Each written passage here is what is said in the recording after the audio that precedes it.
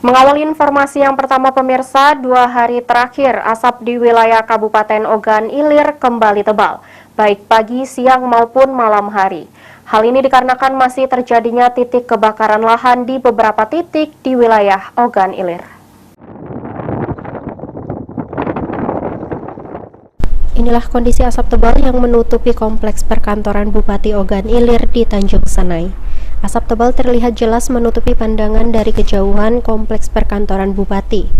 Kaleksa BPBD Kabupaten Ogan Ilir Edi Rahmat mengakui bahwa dalam beberapa hari ini kebakaran lahan kembali terjadi di beberapa titik di wilayah Ogan Ilir. Hal inilah yang membuat asap kembali tebal di wilayah Ogan Ilir.